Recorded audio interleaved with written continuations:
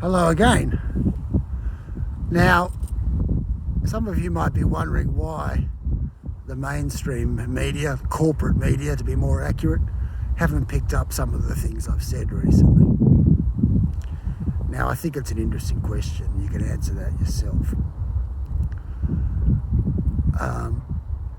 I remembered this morning that the person in charge of the Australian forces in Afghanistan in 2011 and 2012, somebody called the CJTF 633, Commander Joint Task Force 633, was a guy called General Angus Campbell. Now, he is now the CDF.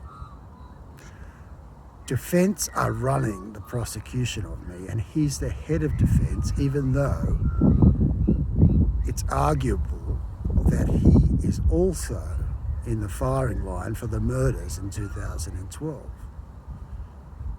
He'll probably say something like, it wasn't my responsibility.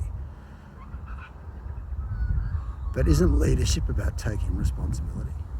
And doesn't it make him biased to be prosecuting me?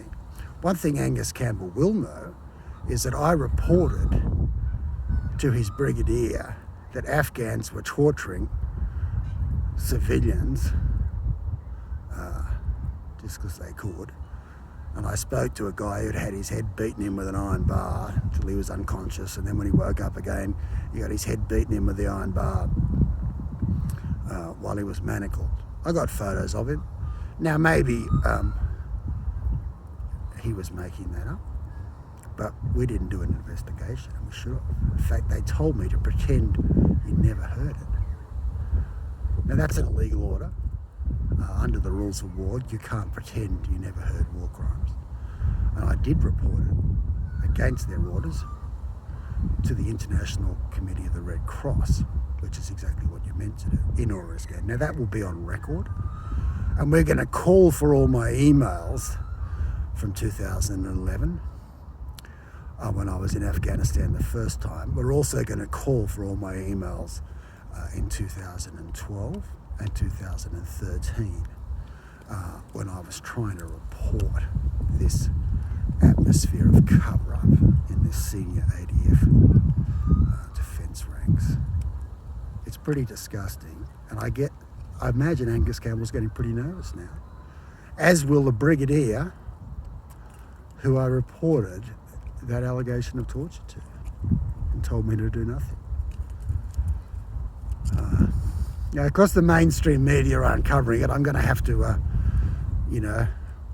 run my own little mini TV channel here. I'll try to make it interesting, not just one long whinge. This is Canberra, our nation's capital. Some people might describe it another way. And that's Jake, my dog, who remains relatively uninterested in the whole scenario. See you soon.